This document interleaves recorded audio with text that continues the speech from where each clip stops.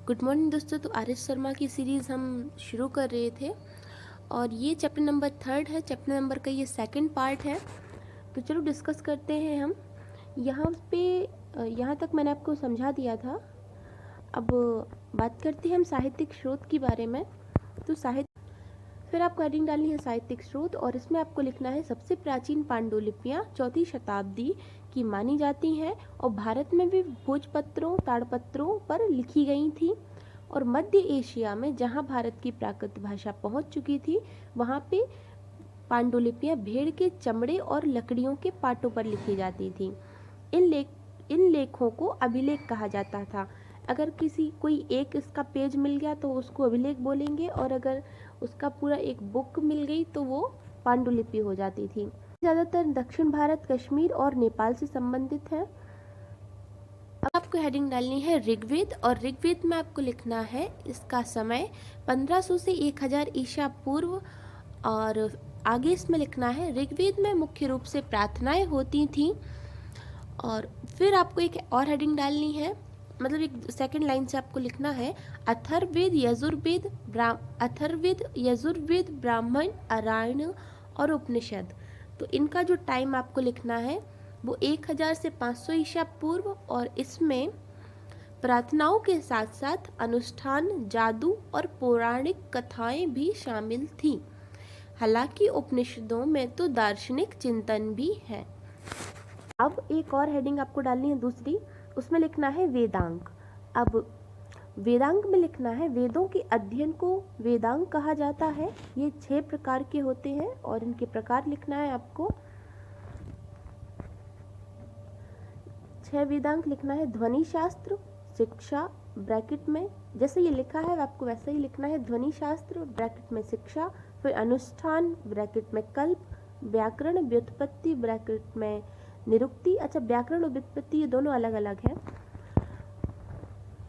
फिर यहाँ से पेज नंबर 21 पे आ जाएंगे। फिर लिखना है छंद, खगोल शास्त्र को ज्योतिष भी बोलते थे। अतः फिर लिखने के बाद में आपको लिखना है कि ये सभी गद्य के रूप में पाए जाते हैं। एक यहाँ पे एक और बुक लिखनी है, वो बुक लिखनी है हमें पाणिनि की। अब आपको सेकंड लाइन से लिखना है व्याकरण की रचना पाणिनि द्वारा ईसा पूर्व 450 के आसपास की गई थी। इसमें पाणिनि ने समाज, अर्थव्यवस्था और उस समय की संस्कृति पर अमूल प्रकाश डाला है। फिर एक और आपको फिर सेकंड पैरा पे आ जाएंगे हम, और आपको हेडिंग डालनी है महाकाव्य में आपको लिखना है महाभारत, और महाभारत में इसका समय लिखना है ईसा पूर्व 10वीं शताब्दी से ईसा की 4वीं शताब्दी तक। फिर इसमें सेकंड लाइन, इसी की सेकंड लाइन में आपको लिखना है इसे जय काव्य अर्थात विजय की गाथा कहा जाता है। जय काव्य और विजय की गाथा के सामने आपको लिखना है 8800 श्लोक, और फिर जय काव्य के जस्ट नीचे लिखना है भारत, और भारत के सामने आप लिखेंगे 24,000 श्लोक, और भारत के नीचे आपको लिखना है महाभारत, और महाभारत के सामने आपको लिखना है 1000 श्लोक। ठीक है, इतना आप लिख लेंगे। कुछ इस प्रकार से आपको ये लिखना है। आगे आपको लिखना है इसमें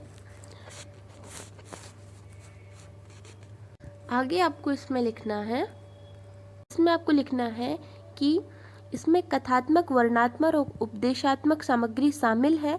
कौरव पांडव संघर्ष से संबंधित मुख्य कथा बाद के वैदिक काल से संबंधित हो सकती है, जबकि वर्णनात्मक वाला हिस्सा उत्तर वैदिक काल का हो सकता है, जिसमें उत्तर मौर्य और गुप्त काल से संबंधित कथाएं हैं। आगे आपको एक हेडिंग डाल के लिखना है वाल्मीकि द्वारा रचित रामायण। हेडिंग डालनी है आपको रामायण, उसमें लिखना है इनकी रचयिता वाल्मीकि।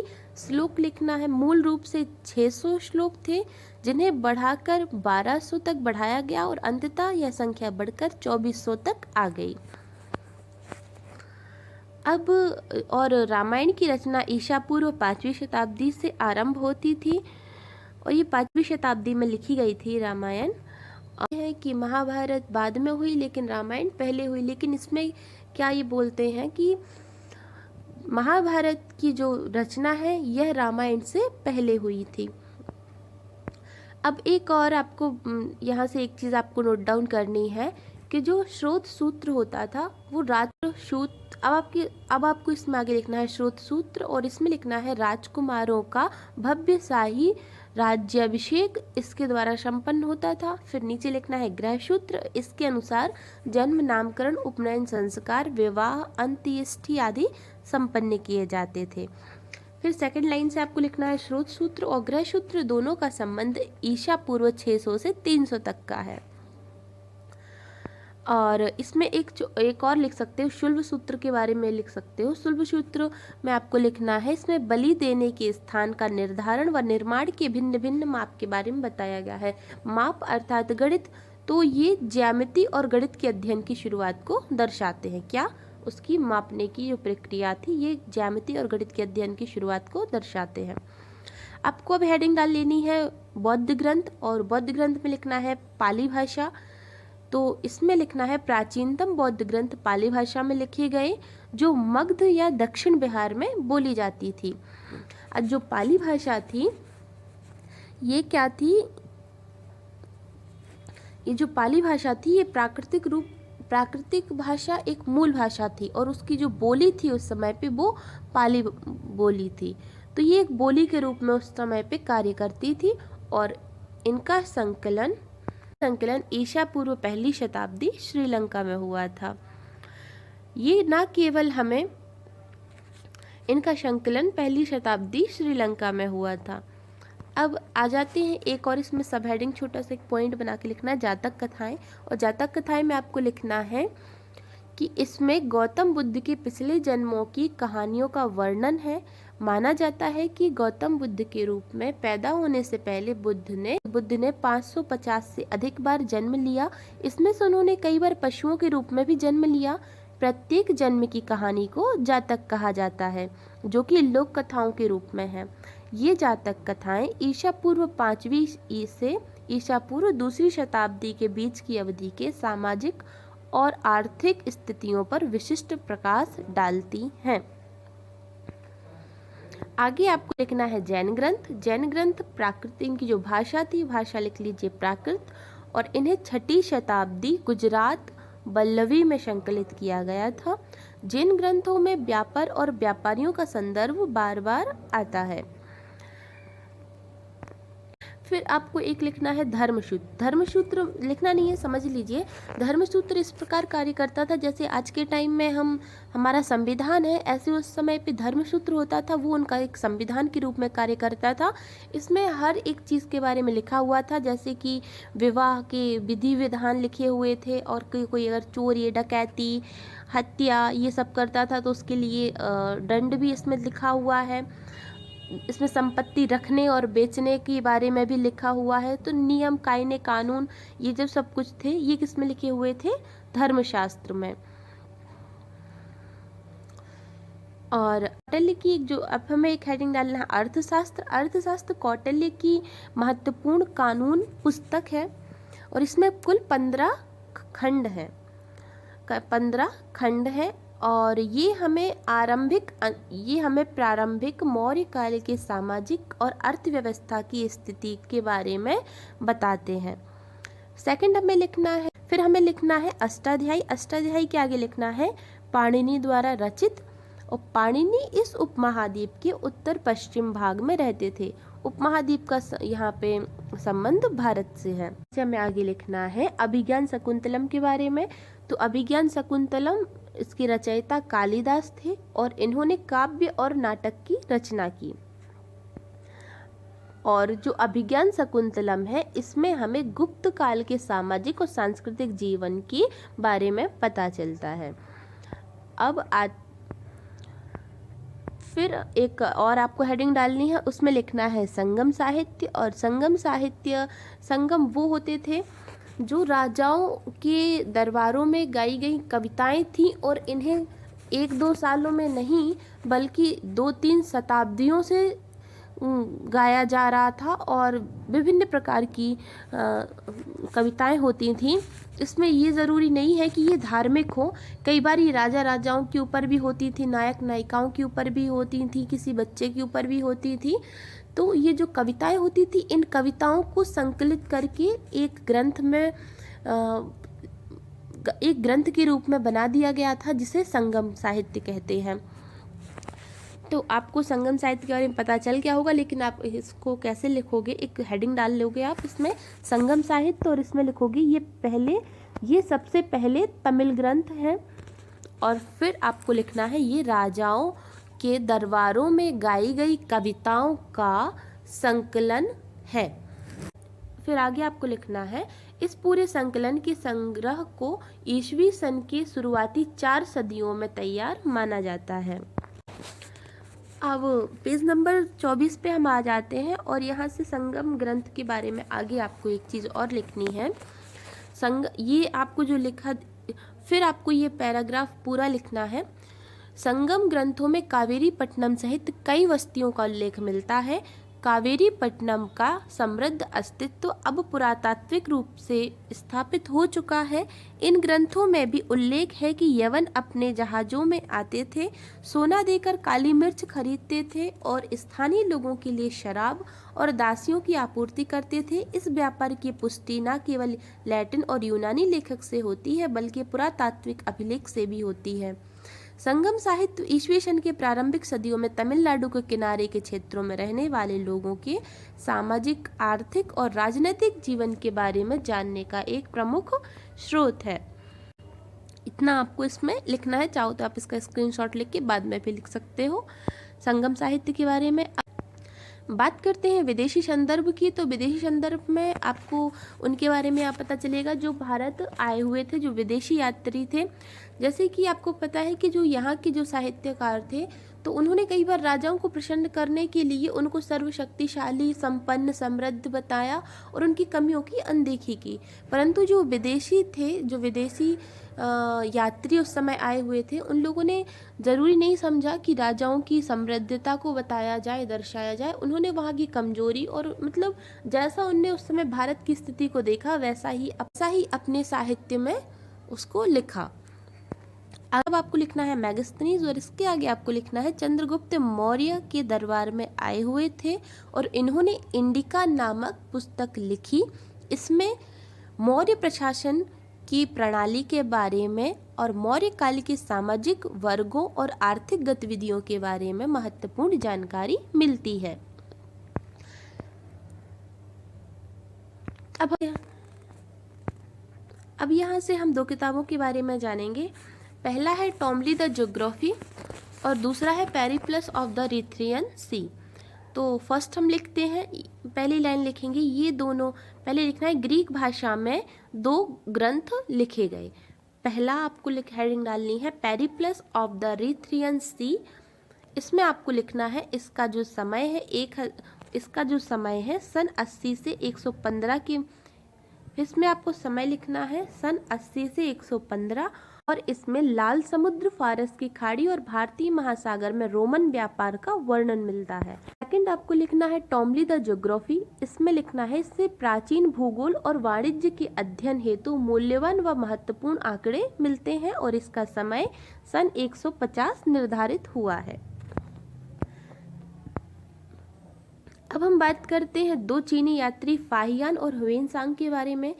तो इसमें हमें लिखना है चीनी यात्रियों में फाहियान और ह्वेनसांग का उल्लेख किया जा सकता है। वे दोनों बौद्ध थे और फाहियान 5वीं शताब्दी की शुरुआत में और ह्वेनसांग 7वीं शताब्दी के मध्य में आए थे। फाहियान ने गुप्त काल में भारत की सामाजिक, धार्मिक और आर्थिक स्थितियों का वर्णन किया है और ह्वेनसांग ने हर्ष काल के भारत की स्थिति का वर्णन किया है। ग्राम चित्र से हमें कुछ नहीं, बस एक बात हमें याद रखनी है कि ये बताते हैं कि बिहार के ग्रामीण इलाकों में सती प्रथा का प्रचलन सन 1930 तक रहा, जबकि कहीं पे हमें ऐसा भी देखने को मिलता है कि राजस्थान में 1955 में आखिरी सती प्रथा देखने को मिलती है। तो ऐसी भी कई जानकारियां हमें निकल के सामने आती हैं, जो कि बहुत ही मतलब सोचो तो एक दिल दहलाने वाली एक दृश्य हो जाता है। इतिहास बोध की, तो इतिहास बोध में आपको ऐसा कुछ नहीं है। ये जो इसमें सन दिए हुए हैं ना, ये सन मैं आपको आगे कार्यक्रम में भी बता दूंगी। लेकिन आपको एक चीज़ यहाँ से याद रखनी है कि जो अशोक का जो टाइम था, अशोक ने कुल 37 साल तक शासन किया। बस ये आपको यहाँ से याद रखना है। और एक और आपको एक पॉइंट इसमें नोट डाउन करना है, हर्ष चरित्र। हर्ष चरित्र बाणभट्ट द्वारा लिखी गई 7वीं शताब्दी में। इसमें हर्ष के समय की दरबारी जीवन तथा सामाजिक एवं धार्मिक जीवन का उत्कृष्ट उदाहरण मौजूद है। अब यहाँ से हम आ जाएंगे पेज नंबर 27 पे, और एक आपको एक नॉर्मल हेडिंग डालनी है, मुंशिका वंश। मुंशिका वंश में आपको लिखना है, यह 11वीं शताब्दी में अतुल द्वारा लिखा गया। इसमें उत्तरी केरल पर शासन करने वाले मुंशिका वंश का विवरण मिलता है। और फिर आपको एक और हेडिंग डालनी है, उसमें लिखना है राजतरंगिणी, और ये कल्हड़ द्वारा लिखी गई।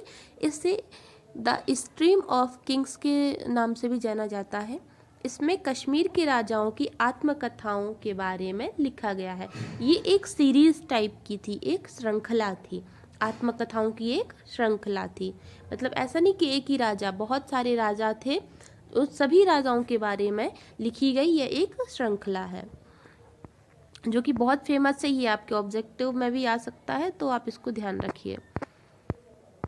और बात करते हैं हम इतिहास के निर्माण की, तो ये आपको मैं लिंक इसके डिस्क्रिप्शन बॉक्स में दे दूंगी। PDF आप वहाँ से डाउनलोड करके आप नॉर्मली इसको पढ़ सकते हो। अब बात करते हैं हम 28 पेज की, तो इसमें आपको लिखना नहीं है, सिर्फ मैं आपको जो लिखा हुआ है RS शर्मा जो बताते हैं, मैं उनकी भाषा में आपको बता देती हूँ कि अयोध्या के राम का काल लगभग ईसा पूर्व 2000 तय करने हेतु पौराणिक परंपरा का इस्तेमाल किया जा सकता है। लेकिन अयोध्या में खुदाई एवं व्यापक अन्वेषण से उस अवधि के आसपास की पुराणों में जो इंसानी बनावट है उसकी किसी भी बात से पुष्टि नहीं होती। इस तरह कृष्ण यद्यपि महाभारत में महत्वपूर्ण भूमिका निभाते हैं, लेकिन ईसा पूर्व 200 से सन 300 के बीच मथुरा से प्राप्त प्राचीनतम शिलालेख और मूर्ति कला के अवशेषों में से ऐसी किसी बात की पुष्टि नहीं होती। इस तरह की कठिनाइयों को देखते हुए रामायण और महाभारत पर आधारित महाकाव्य युग के विचारों को त्याग दिया जाना चाहिए। हालांकि अतीत के इससे प्राचीन भारत के अधिकांश सर्वेक्षण संस्करणों में एक अध्याय का निर्माण किया था। रामायण और महाभारत दोनों में सामाजिक विकास के कई चरणों का बेशक पता लगाया जा सकता है। ऐसा इसलिए है क्योंकि महाकाव्यों का रिश्ता सामाजिक विकास के एक समय से नहीं होता। तो इसमें सिर्फ वही है जो लिखा हुआ है, और इस पे लोगों के अलग अलग अपने अपने विचार हैं, अपनी अपनी मान्यताएं हैं, धार्मिक मान्यताएं हैं। तो मैं किसी की धार्मिक विचारों को ठेस पहुंचाना नहीं चाहती, बस इसमें जो लिखा है मैं वो आपको बता रही हूँ। हो सकता है जब इसका काल इतना पुराना है तो उस समय की जो बनावट थी, उस समय का जो कोई भी वस्तु थी, हो सकता है वो इस प्रकार धरती में दफन हो गए हों, या उनकी सभ्यता धरती में कहीं इस प्रकार समाहित हो गई हो कि उसी के किसी भी प्रकार के हमें अंश आज तक मिले ही नहीं। प्रकार के जो हमारे ग्रंथ हैं उनको हम इतिहास में जगह नहीं देते। इतिहास पर, क्योंकि इतिहास में हमेशा उन चीज़ों को ज़्यादा महत्व दिया गया है जो कि लिखित है, और जो प्राप्त की गई वस्तुएं हैं उन पे ज़्यादा महत्व दिया गया है। 29 और पेज नंबर 29 में आपको ऐसा कुछ भी नहीं है, आप चाहो तो इसको आप पढ़ सकते हो। इसमें आपको नोट करने के लिए कुछ नहीं है, बस हाँ ये है कि आप इसका कालक्रम यहाँ से नोट कर सकते हो। ये अब इसमें यहाँ से कालक्रम दिया हुआ है, तो ये कालक्रम आपको नोट करना है। ये 4 काल बाकी के, ये चाहो तो आप इसका स्क्रीनशॉट ले सकते हो या नोट डाउन भी कर सकते हो। नोट डाउन करने में आपको फ़ायदा ये रहता है कि आपको तुरंत उसके बारे में पता चल जाता है और चीज़ें आपको अच्छे से याद हो जाती हैं। तो ये विक्रम संवत के बारे में कुछ है, और ईस्वी सन के बारे में ये लिखा हुआ है, आप इसे लिख सकते हैं। ये जेम्स प्रिंसेप के बारे में हमने पहले भी नोट डाउन किया हुआ था। चलिए तो अब हम मिलते हैं अपनी नेक्स्ट क्लास में, और जय हिंद दोस्तों।